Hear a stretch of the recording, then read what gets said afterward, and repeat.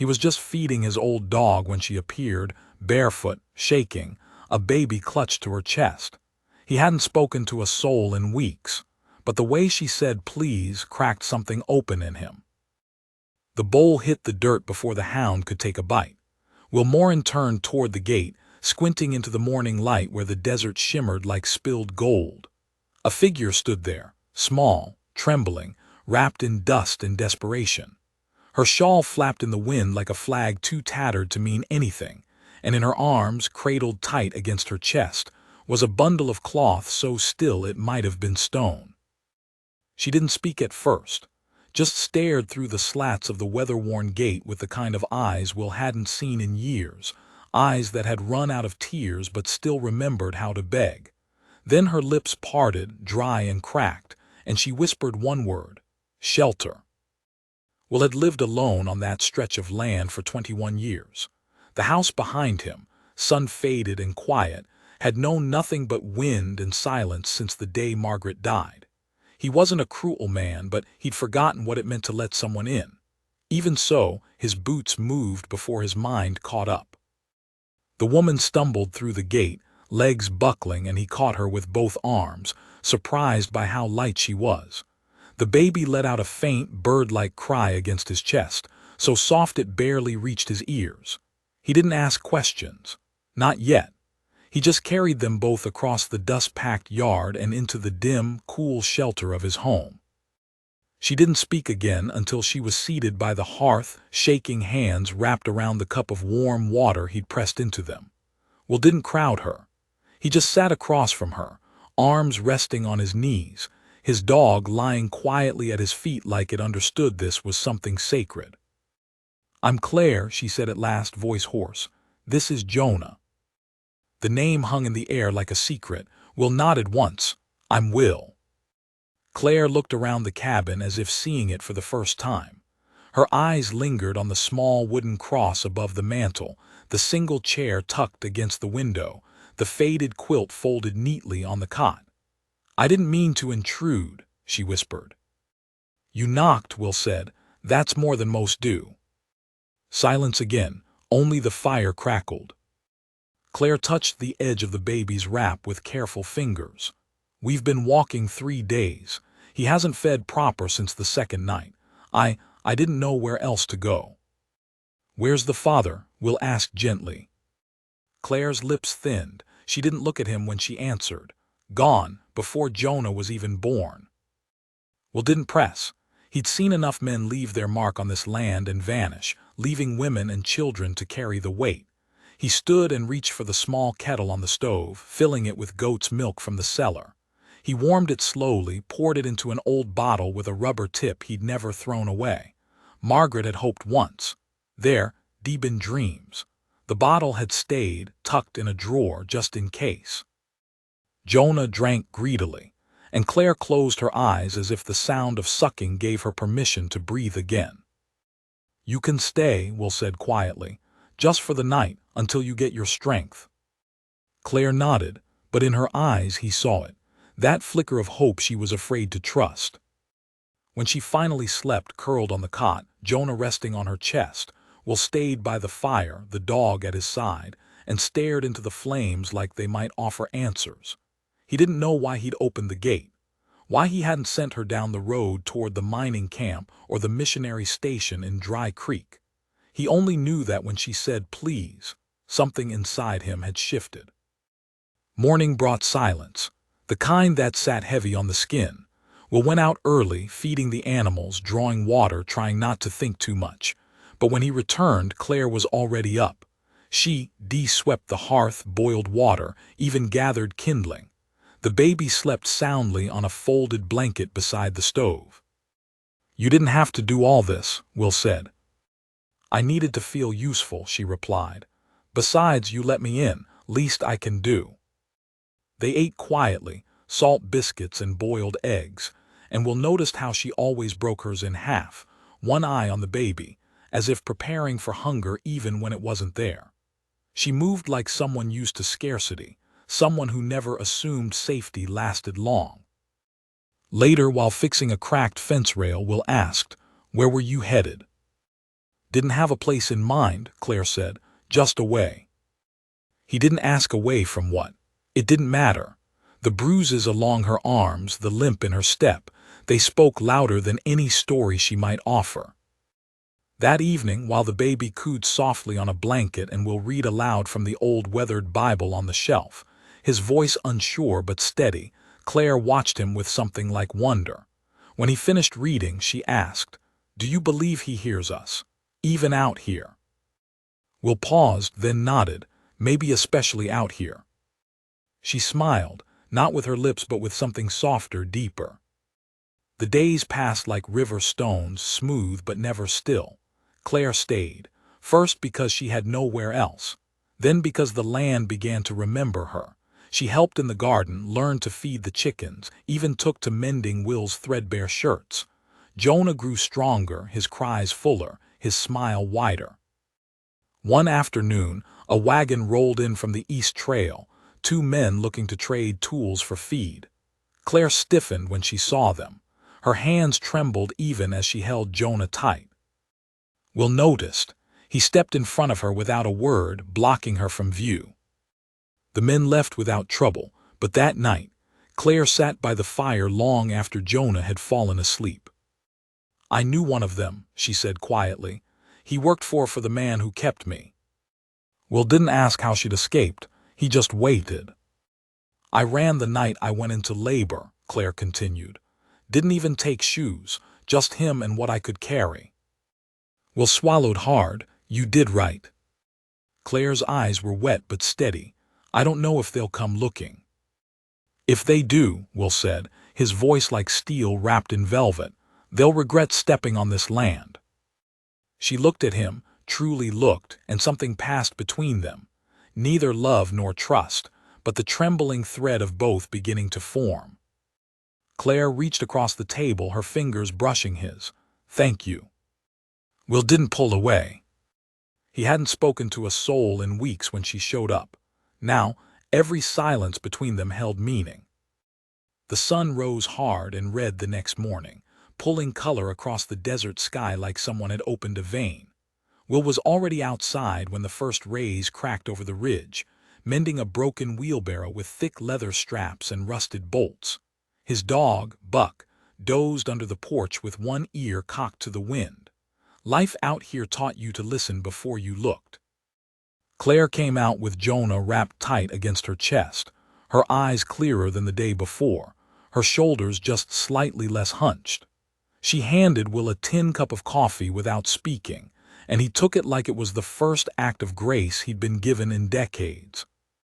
They stood side by side for a long minute, saying nothing. The silence between them had taken on shape, no longer empty, but full of things unsaid. Loss, kindness, maybe something growing from the edges inward, tender and unspoken. "Can I help today?" she asked eventually. Will nodded, and they worked through the morning. She gathered eggs while he patched the chicken coop. She chopped onions and potatoes while he dragged a dead branch away from the fence line. She moved slowly, still favoring her right side, but Will never offered to take the weight from her. She didn't want to be pitied, just included.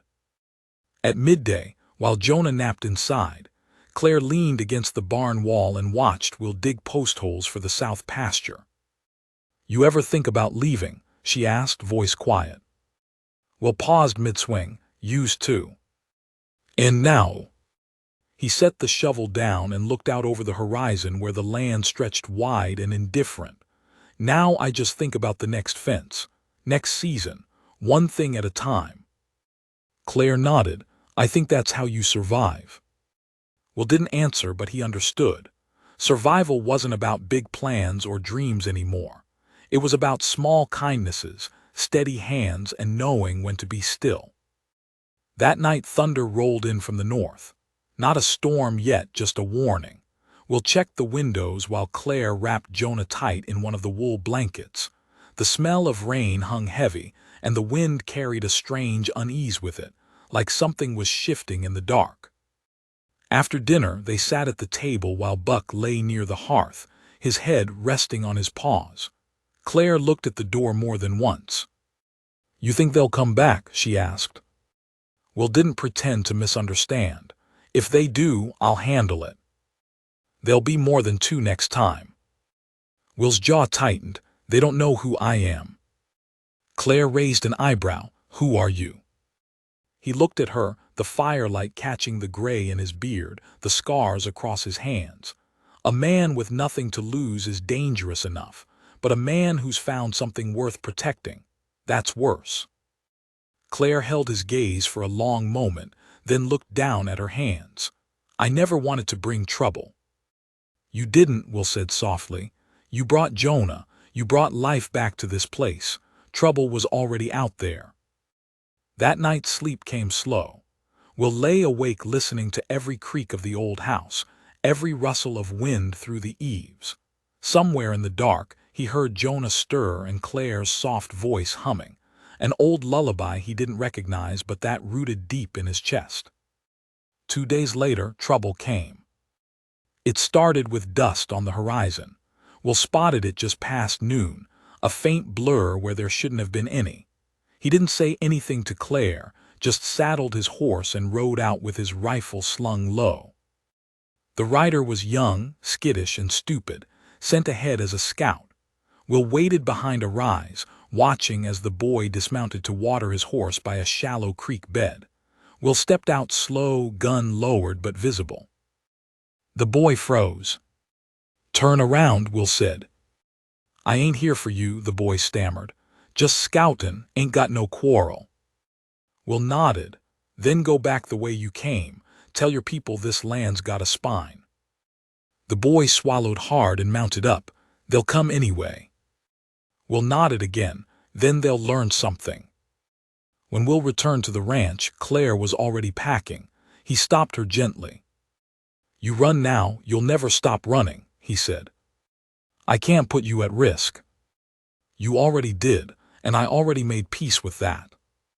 Claire blinked fast, her breath catching. Will, they're not like other men. They take what they want. No law follows them. Will stepped closer, hands steady on her shoulders. I've lived through worse than men who think they're gods, and I won't let them undo what little good I've found. Claire searched his face, then nodded slowly. Then we prepare. They fortified the house, reinforced the barn doors, dug shallow trenches along the fence lines and set snares for horses. Claire kept Jonah strapped to her chest while she boiled water and packed gauze. She didn't ask how Will knew so much about fighting, and he didn't offer stories. But that night, she found him kneeling by the old trunk under his bed, pulling out a folded blue coat and a rusted medal. He didn't speak when she saw it, just set it aside and continued checking the rounds in his rifle. At dawn they came. 4 riders, faces masked, rifles slung low. They didn't shout, didn't announce themselves, just circled slow like buzzards scenting death. Will stood in the yard, rifle in hand, eyes hard. The leader, a broad-shouldered man with a long scar across his cheek, stepped forward. You got something belongs to us. Will didn't blink. Nothing on this land belongs to you. The man sneered. She's marked. She's under my roof. The man raised his rifle, and in one fluid motion Will fired. The bullet tore through the man's shoulder, knocking him back in the dust. Chaos exploded. Horses screamed. Claire ducked inside with Jonah as Buck launched forward, teeth bared. Will moved like a man 20 years younger, weaving between fence posts and brush, taking calculated shots. 2 men fell. The third turned and fled. When it was over, the yard was silent again. Blood soaked the dirt. Buck limped back to the porch, tail low but wagging. Claire stepped out slowly, her eyes wide, Jonah pressed to her chest. Will stood breathing hard, rifle still in hand. Claire crossed the yard, stopped in front of him and reached out. He didn't flinch. You okay? She asked. Will looked at her, and for the first time his voice cracked. I didn't know if I'd be fast enough. You were. That night they buried the bodies out by the edge of the property. Claire watched Will set up crude markers, hands steady, jaw tight. You think that's the end of it? She asked. Will stared at the horizon. No, but it bought us time. She stepped closer. And what do we do with time? He turned to her. We build. That evening, as the sun dipped low, Will brought out 2 chairs from the barn and set them side by side on the porch. Clare joined him, Jonah asleep in her arms, and for the first time they watched the stars rise not as 2 strangers surviving the desert, but as a family, fragile, forged by fire and still standing. The wind that came after the fight felt cleaner somehow. Still dry, still fierce, but it no longer dragged the scent of dread behind it. For the first time in years, Will left the door unbarred at night, not because the danger was gone, but because something inside him had changed. He wasn't alone anymore. He had someone to lose now, and for men like him, that made all the difference in how they stood when the next storm rolled in. Clare began to settle in, not as a guest, but as someone shaping the corners of the place. She stitched a new curtain for the kitchen window, taught Will how to dry herbs properly, and added sugar to the cornbread when she thought he wouldn't notice. She started calling the old bedroom hers without asking, and Will never corrected her. He just fixed the creaking hinge on the door one morning before she woke up and oiled the handle so it wouldn't catch. Jonah started to thrive. His cries turned to gurgles, then giggles. His tiny hands reached for Buck's ears, and the old hound never once growled, even when he got yanked. Clare would lay him down in a box she'd padded with Will's flannel shirts, and he'd sleep like the world hadn't tried to steal his first breath. And Will, without realizing it, started timing his days around Jonah's naps and Clare's quiet humming while she cooked. But peace, especially out in the wild flats of the West, is never a finish line. It's a borrowed coat on a cold night, worn gratefully but never yours to keep. The threat came next not on horseback, but in a letter. It arrived in the hand of a local ranch boy, maybe 12 or 13, dust-covered and spooked. Will had been cutting firewood out back when the boy rode up, flinging the envelope like it burned his fingers. Then he turned his pony and fled without a word. Will opened the envelope under the shade of the porch. The paper was creased, the ink smudged, but the words were sharp. You killed Blood, his brothers remember. You bought something that ain't yours, return her or we'll come collect. No name, no signature, just that threat. Will folded it once, then again, and slipped it into his coat. He didn't show Clare that day. There was no use in fear that didn't yet have a shape. But that night, when she found him loading more shells than usual into the lockbox beneath the bed, she asked, "What happened?" He didn't lie. There's another gang, or the same one with more friends. Clare's mouth tightened. They'll never stop, will they? They will, Will said evenly. When they're dead or when they see I'll never give you up. Clare's voice wavered. You don't owe me that. I don't owe you, Will said, straightening, but I choose you. That's more than debt. She looked at him long, something welling in her eyes, and then without another word she reached for his hand. The next day, Clare made a plan. If they're coming, we can't just sit and wait. We need to move, control the ground. Will raised an eyebrow, been thinking the same. Together they rode out to the East Ridge, where a collapsed old shed had once been a sheep post. They started rebuilding, not the shed but a decoy. Clare laid blankets as if someone had slept there. Will left boot prints, dragged fresh branches to suggest someone had tried to hide their path. They turned the bluff into a trap, with line of sight for 2 rifles and enough loose rock to collapse a man's horse if they rode in too fast. In between the preparations, they taught Jonah to laugh. Clare carved him a rattle from old cedar, and Will hung a faded red bandana above his bed, claiming it would keep scorpions away. Clare didn't believe in that sort of thing, but she let it hang. It smelled like sweat and old days, and maybe it did keep something wicked from crossing that room. The days stretched thin. Waiting for a fight is often worse than the fight itself. Will spent hours walking the fence lines, listening. Clare baked bread just to keep her hands busy, and Buck never dozed anymore. He watched the road, the horizon, the skies. Then one morning, while Will was hauling water from the well and Clare was feeding Jonah on the porch, the sound came. Hooves. Distant, controlled. Not a stampede, but a message: we're coming. We don't need to run. We'll drop the bucket. Claire stood without needing to be told. Jonah clung to her shirt as she backed inside. 10 riders this time. They came in formation, tight, deliberate, like men who had fought before and survived it. Their leader, a wiry man with gold teeth and a snake tattoo curling up his neck, dismounted first. He smiled like the devil and didn't bother raising his gun. "Morning, friend." Will didn't return the smile. "You're not welcome here. I sent a letter. I sent a warning." Snake Neck chuckled. "We ain't here for a war, just a woman and her brat. Business, not blood." "Wrong ranch," Will said. Snake Neck stepped forward. "See, we know who she is. She's marked. Her man made promises. We aim to collect. She's not his anymore. Not yours either." Will's voice dropped low. "She's under this roof. That's all that matters." The leader spat. "You'll burn for her."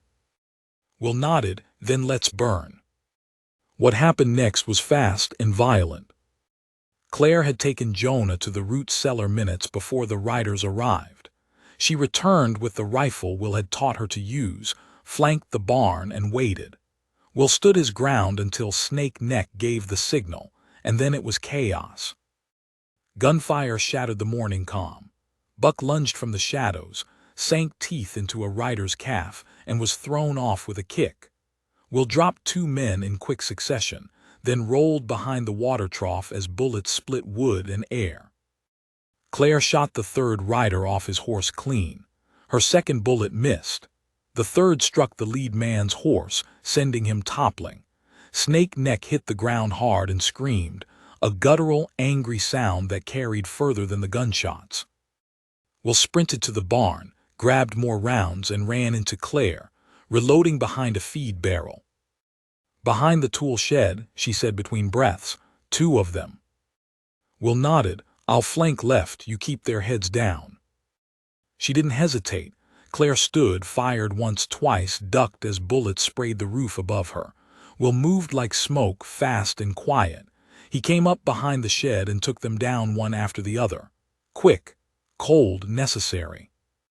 When the dusk cleared, 7 lay dead. 2 had fled, 1 remained. Snake Neck crawled toward his horse, blood leaking from a wound in his side. Will approached, gun steady.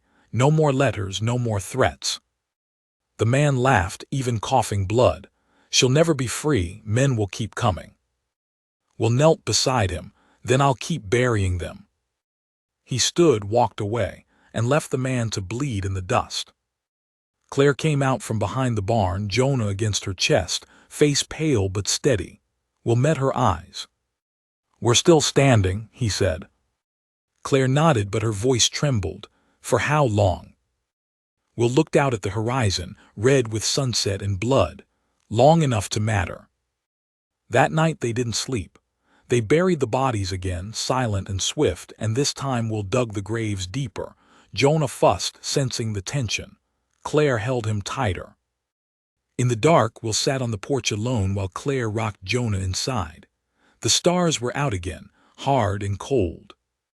And then, like something quiet from the old days, Claire stepped out with a cup of tea and sat beside him. "We should leave," she said. Will looked at her. "Where would we go?" "Wherever they won't follow.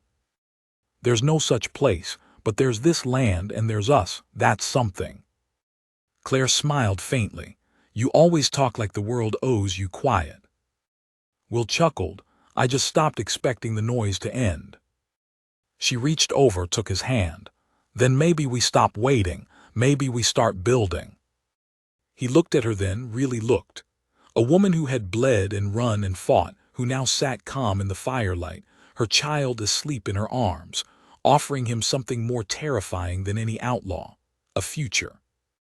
Will nodded once. And the next morning they started laying stones for a second house, just a few feet from the first. Something new, something real, something theirs. Claire chose the spot herself, a patch of land to the west of the main house, close enough that Jonah could run barefoot between the 2 when he got older, far enough that she'd still feel like she was claiming something of her own. The ground was uneven, sun-baked and stubborn, but Will didn't question her. He just brought the tools, handed her the shovel first, and stood beside her until his own hands got to digging. They worked slow, not because the task was too much, but because there was no longer any urgency to flee or defend. For the first time, they were working towards something rather than away from it. Each stone they placed wasn't just a defense, it was a choice, a quiet declaration that they believed in a tomorrow. Jonah babbled through it all, his voice higher now, more curious. He started pulling himself up on anything steady enough to bear his weight. Will came in one evening with a gash on his hand, and Jonah tugged at the bloody cloth like he understood it meant something. Clare was teaching him how to wave. He'd do it now at birds, at buck, even at the wind. Weeks passed and the foundation took shape. Clare had sketched it out roughly in the dirt behind the barn. One room to sleep in, one for Jonah, a narrow porch where she could sit with tea when the world turned gold before sunset. Will offered to raise the roof higher, make space for more rooms, but Clare shook her head. "Let's keep it humble," she said. "We can always add on, but I want this to feel like ours. Small's good when it's full of the right things." Will understood that. The ranch had never been a home to him, just a place where silence outlasted the echoes of loss. But Clare's laughter lingered in the walls. Jonah's soft feet tapping the wood floor gave the house rhythm again. It wasn't just the land changing, it was him. But peace, as ever, does not go unnoticed. One morning, a rider came not with threats but with a sheriff's badge pinned to his coat and 2 deputies behind him. They didn't ride hard. They didn't come guns drawn, but the dust cloud they kicked up was full of trouble. Clare spotted them first from the window and tensed. Will stepped out onto the porch, buckling his belt, eyes narrow against the morning glare. "Will Conrad," the sheriff called. "That's me." "Need a word." Will glanced at Clare, who held Jonah a little tighter. Then he walked down to meet the men halfway. The sheriff dismounted, boots hitting the ground with a thud that said he'd done this sort of thing many times. He was older, gray streaked into his beard, eyes tired but sharp. Not cruel, not warm, just someone paid to hold the line. "Name S. Sheriff Tull. Got a report came through from west of here. Ranchers out of Nolin County. Said you shot a man, left him to bleed." Will didn't flinch. "That true?" Tull raised an eyebrow. "You admitting it that easy?" "I buried 6 more after him. They came to kill my family. I didn't start it, but I ended it." One of the deputies shifted in his saddle, uneasy. Tull didn't blink. "Got names for the dead?" "No," Will said. "Didn't ask. They weren't the kind to carry papers." "Woman involved?" Will's jaw tightened. "You mean Clare?" "I mean the woman they were after. You protecting her." "I'm her husband." That wasn't a lie anymore. They'd said vows behind the barn weeks ago, just the 2 of them and Jonah giggling in Clare's arms. No preacher, no witnesses, just the open sky and a promise. Sheriff Tull stared at him a long moment, then looked toward the house. She was owned by someone once. That man's kin still got sway in certain counties. If they make noise, I might have to ride back, official-like. "You here to arrest me?" Will asked. Tull shook his head. "No, I came to see what kind of man you are. I've seen enough." He turned to mount again. "Don't give me a reason to come back with iron." "I won't," Will said. The sheriff tipped his hat, then rode off with the deputies trailing. The dust settled slow behind them. That night Will told Clare everything. "They might come again," she said, eyes fixed on Jonah, who slept in a small cradle Will had carved with his own hands. "They will," Will replied, "but we'll be ready." Clare nodded, and something in her face broke and healed all at once. "You think they'll chase us forever?" "I think we stop running," Will said, "and we give them nothing to take." They doubled their efforts after that. Clare planted beans and squash behind the house, use scraps to build a chicken coop. We'll fix the fence lines and road out further each week, making sure no one was circling too close. He spoke less, but when he did, Claire listened harder. Jonah's first steps came in the dirt between the houses. Claire dropped the wash tub when it happened and clapped so loud Will came sprinting from the barn thinking something had gone wrong. But it hadn't. Jonah was grinning, stumbling forward, arms wide like the world belonged to him. They celebrated with cornbread and molasses that night, and Will kissed Claire's hand beneath the table while Jonah smeared crumbs across his cheeks. And for a while that was enough. Until the knock came. It was late, closer to midnight than dusk. Buck barked once, then went quiet. Will stood from the table, rifle in hand, and opened the door slow. There was no rider. No outlaw. Just a girl, maybe 12, maybe 13, filthy, thin as fence wire, barefoot, bleeding from one heel, and she held something wrapped in cloth against her chest. Will stepped back, letting the light hit her. The cloth shifted. Another baby. Claire gasped behind him. The girl looked up, voice barely above a whisper. They said if I made it here you'd help. Claire was already across the room, gathering the girl into her arms, guiding her toward the chair. Will closed the door behind them and bolted it. They cleaned the girl up, tended her feet, unwrapped the bundle she held. A child, maybe 3 weeks old, eyes too large for her face, ribs too sharp beneath the blanket. "What's your name?" Claire asked softly. The girl's lip trembled. "May, his name's Jesse." "Where's your family?" "Gone, all of 'em. The last one sold me, I ran." Claire cradled Jesse, swaying like it was second nature. "And who told you to come here?" The girl blinked. "Woman at the mission house. Said there was a man and woman out in the desert. Said they'd lost things too. Said they'd understand." Will leaned against the doorframe, something heavy in his chest. "We're not a refuge," he said. Claire looked at him, calm but fierce. "Aren't we?" And he knew then, knew in the marrow of his bones, that whatever he'd built, whatever he'd fought for, it was never meant to be just for them. That love didn't end at the gate. That family was more than blood and vows and shared names. It was a girl knocking in the dark. A baby with no name but hope. A home rebuilt with bare hands and stubborn hearts. That night Claire tucked May into Jonah's old cradle, and Jonah, who had no idea what was happening, stood beside her and patted Jesse's head like he was already a brother. Will stood outside, rifle resting against the porch rail, looking out at the vast, silent desert. One knock had brought Claire. Another had brought May. And somewhere out in the dark he knew others would come. He would be ready. Not with bullets. With bread, with blankets, with open arms. May didn't speak much the next few days. She followed Claire quietly, shadow-like, doing what she was told without protest. Her hands were rough despite her age, the kind that had scrubbed floors and carried more than they should have.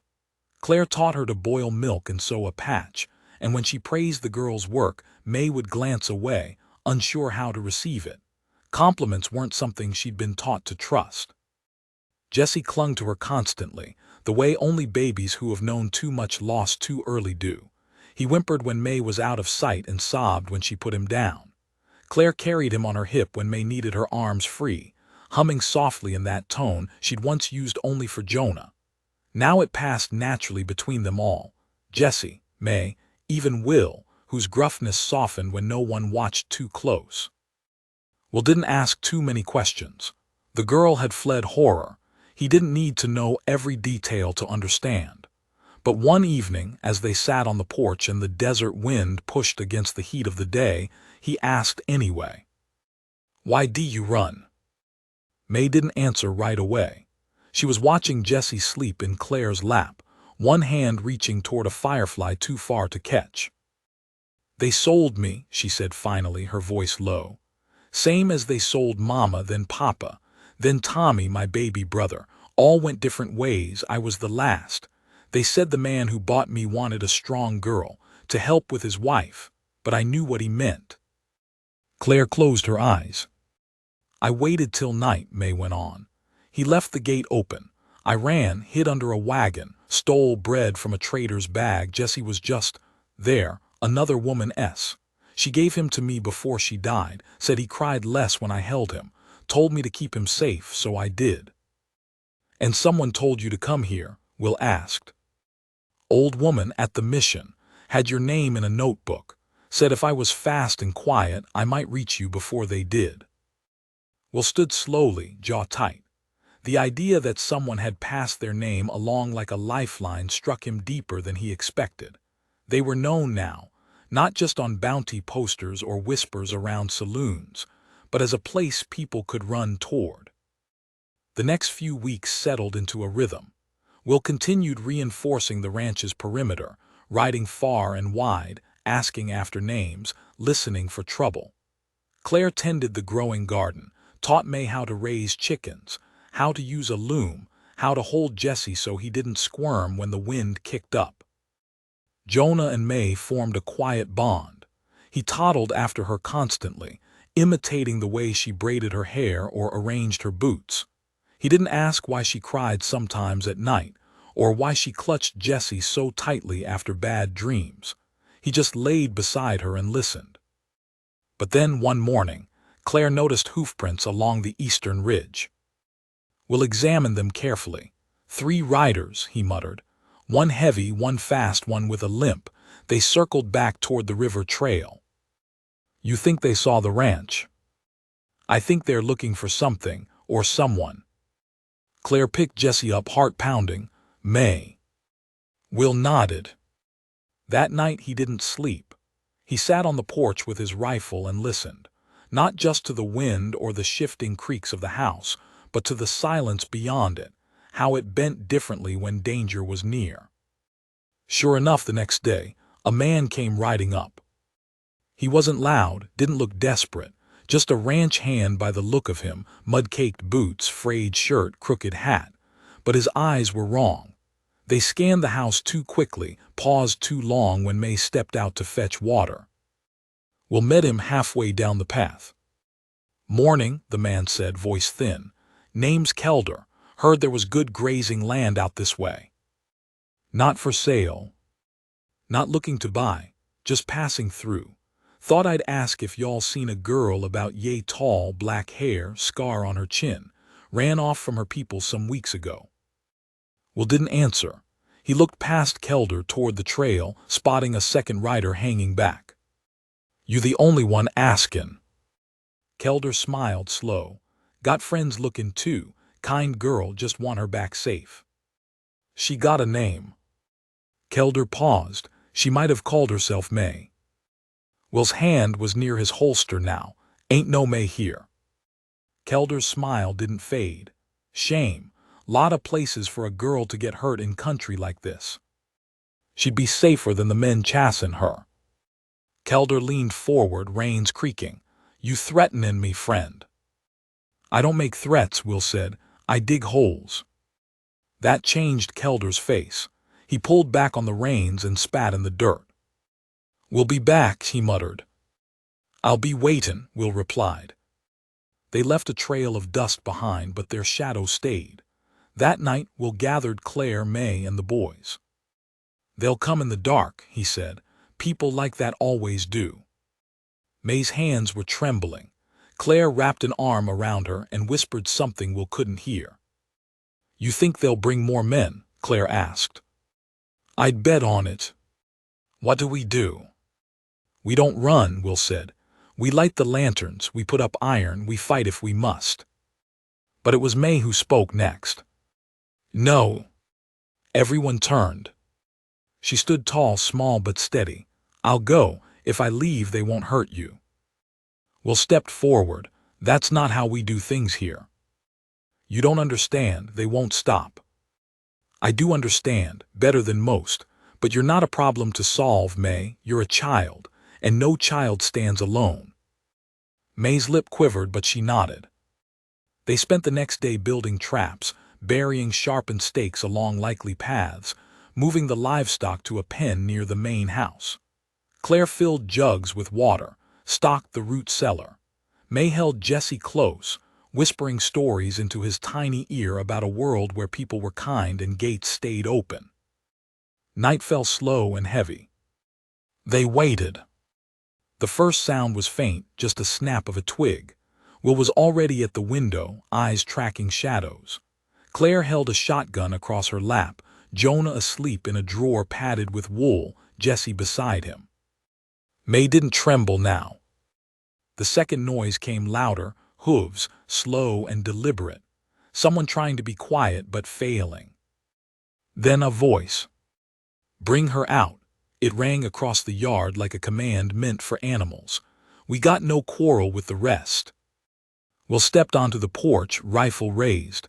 "You picked the wrong ranch." A shot rang out, not from Will but from the ridge.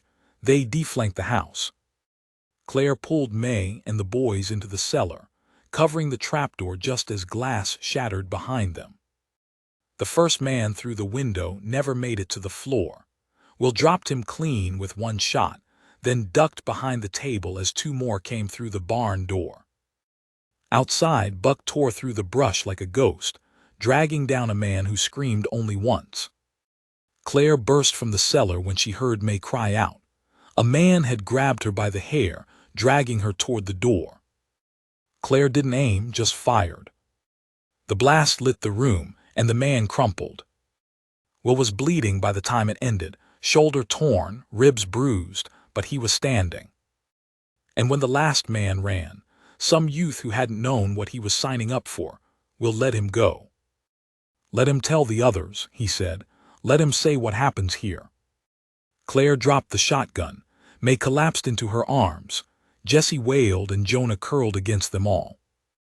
Outside, the lantern still burned. They buried the bodies at the far end of the property. Claire insisted on crosses. Will didn't argue. May sat with Claire that night beside the garden. "You could have let them take me." Claire brushed a hand over her hair. "No, I couldn't." May stared at her. "Why?" "Because someone took my baby once, and no one fought for me. I swore if I ever got the chance, I'd be the person I needed back then." May cried then, not the hard tears of fear or pain, but the quiet, long kind, the kind that washed something clean. Claire let her. Will watched from the porch, a bandage over his shoulder, and knew, truly knew, what they had built. Not a fortress. Not a hiding place. A sanctuary. One more child safe. And they weren't done yet. The next morning dawned quiet, the kind of silence that came after something violent had broken the world and then passed on. The air smelled like gunpowder and sagebrush. Buzzards circled, but the bodies were already buried, and there was nothing left for them here. Just wounds to clean, fences to rebuild, and a house full of shaken hearts learning how to beat again. Will's shoulder was stiff. He grunted through the pain as he hoisted a sack of feed into the barn, Claire trailing behind with gauze and fresh coffee she knew he'd refuse. But he was moving. That counted. Claire kept watching May. The girl didn't retreat the way Claire expected.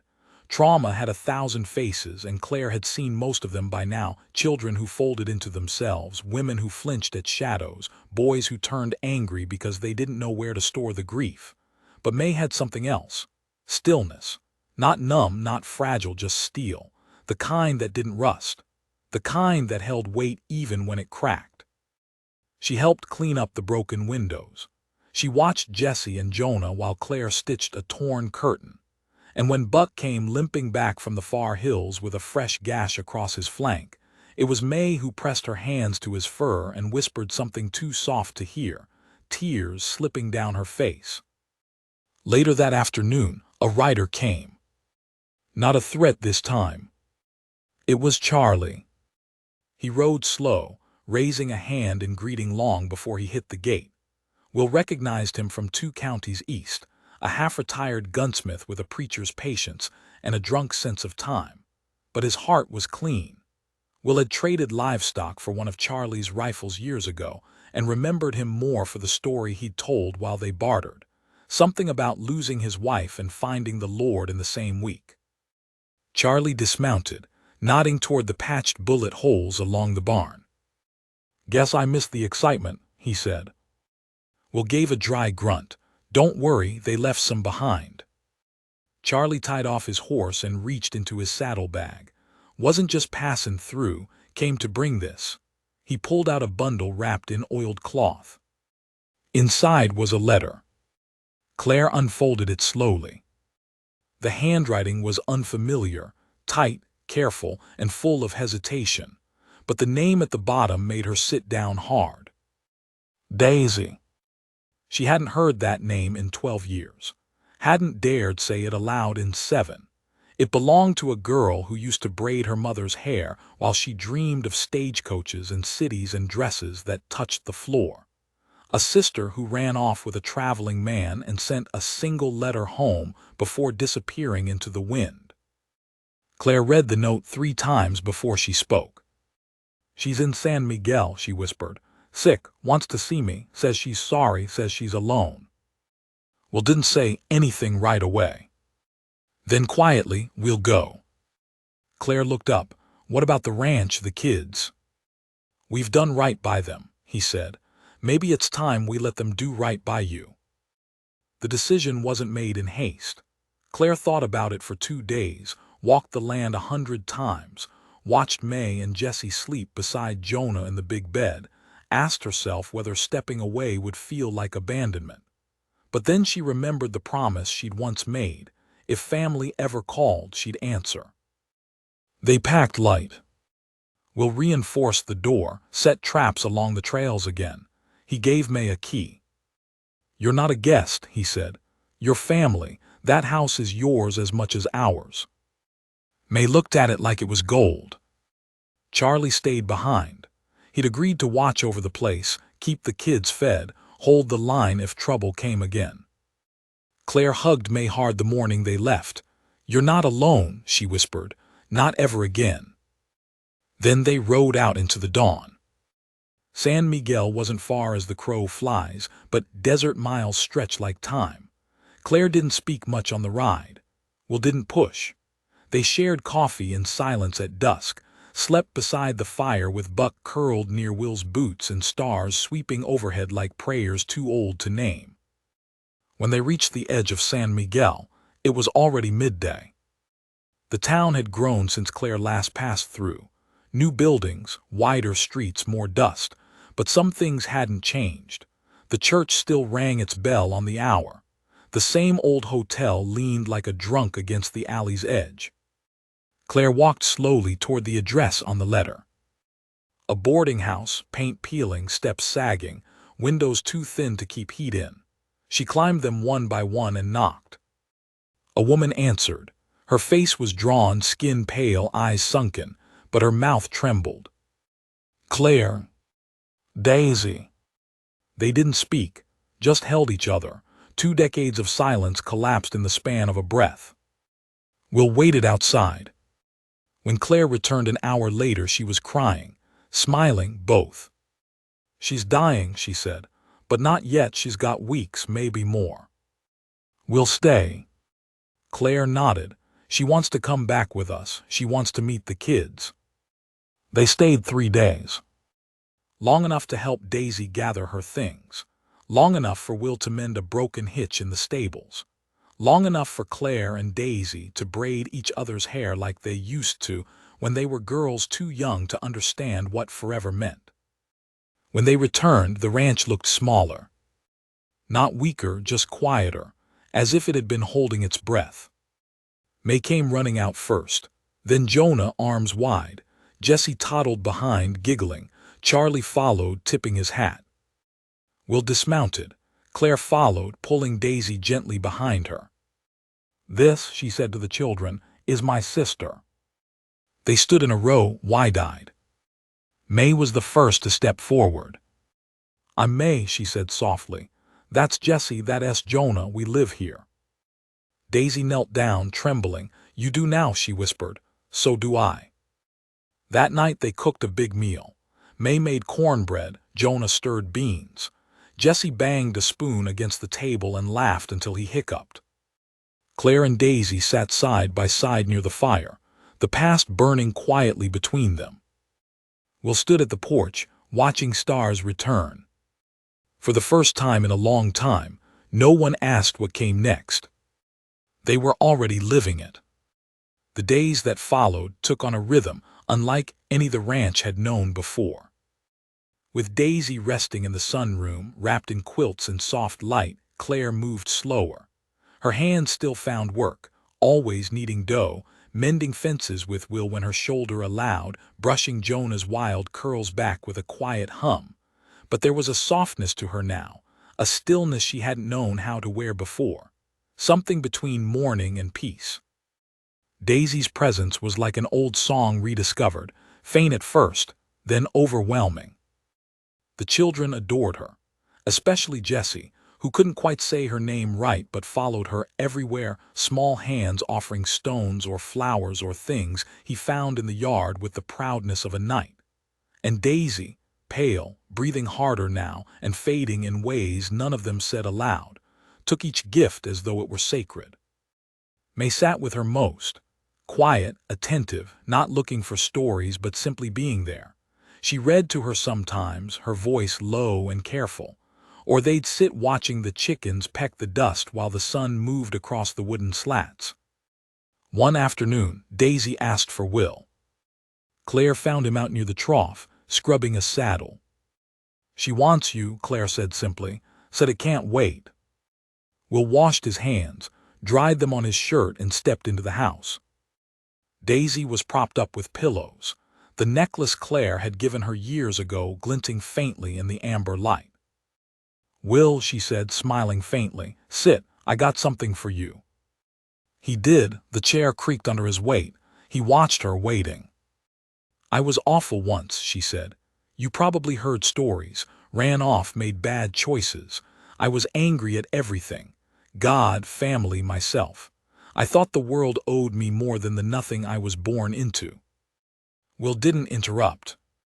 "But Claire, she was the only one who didn't give up on me, even after all that time, even after I stopped writing, after I started drinking. She never turned bitter. You know what kind of woman that takes." "I do," Will said softly. "She says you're good," Daisy continued, breath hitching. "Says you saved her, saved those kids. I see it now. I see the home you built here. It's more than wood and dust. It's something holy." She coughed and Will leaned forward, but she waved him off. "I've got maybe days left," she said, "but I wanted to say thank you, not just for her, for me, for giving me a place to end. I thought I'd be a ghost in some rented room. Instead, I got this. Sunlight, laughter, forgiveness." Will swallowed hard. "You gave us something too." Daisy reached into the blanket folds and pulled out a small box. "This was my mother's. Claire was supposed to have it, but I held on, out of spite probably, but now she wouldn't take it back. Said maybe it belonged to someone new." Will opened it. Inside was a ring, simple, silver, the kind that doesn't draw attention, only warmth. "For May," Daisy whispered. "Someday when she's ready, or maybe when you are." Will didn't speak. He just nodded once and held the box against his chest. Daisy passed quietly that night. There was no storm, no lightning bolt, no sudden gasp. Just a slowing breath, a fading smile, and the faintest whisper of Claire's name before silence took hold. They buried her under the big oak on the East Hill, the one Claire used to sit under when she was young. Will built the cross himself, sanded the edges smooth. Claire laid daisies at the base, her hands shaking. The children didn't quite understand, not fully. But May held Jesse's hand the whole time, and Jonah stood still, for once, watching the sun break through the clouds as if heaven had pulled open its gates for just a second to welcome someone home. Grief settled in, but it didn't crush them. Claire didn't disappear into it. Will didn't harden. The children clung tighter to one another and the ranch carried on, not unchanged but alive. Spring bled into summer. The fields grew richer. May started writing letters, addressed to no one, then folded them into neat squares and tucked them into a drawer in Daisy's old room. "Will caught her once. You can leave them on the grave," he said. May looked up. Would she read them? Maybe not, but the sky might. She smiled, nodded, and ran outside barefoot. A week later, another letter came, this one for Will. It bore no return address, just a worn seal and handwriting he recognized from a long time ago. Bishop Franklin. The man had once presided over the town's only church before retiring to the far edges of the state. He'd been Will's friend once, a counselor, and once, long ago, he'd prayed with Will and his late wife when they still believed children were coming. The letter was short. "Will, I've come across a situation I can't fix from afar. A group of children, orphans, all have been wandering between towns, turned away again and again. There's no place for them to go. I remembered you, thought maybe you'd want to know." It included a location, roughly 2 days' ride north. Clare read it over his shoulder. He didn't speak, just looked at her, waiting. She took his hand. "We'll go," she said. They left the next morning. May stayed behind, watching over the others. She stood taller now, not quite a woman, but no longer the broken child they'd found in the desert. Clare kissed her forehead. "Keep the fire warm." 2 days later, they reached the edge of a canyon town, dry, sun-split, and silent. The children were huddled near a well. There were 7 of them. Dirty, thin, but wide-eyed, and one of them, a girl with her arm around a toddler, stood up the moment she saw Clare. "You're the lady from the story," the girl said. Clare blinked. "What story?" "About the ranch, about the widow who made her own family." Clare laughed, stunned. "Who told you that?" The girl pointed toward a man, leaning against a post in the shade. It was Bishop Franklin. He tipped his hat. Will dismounted slowly.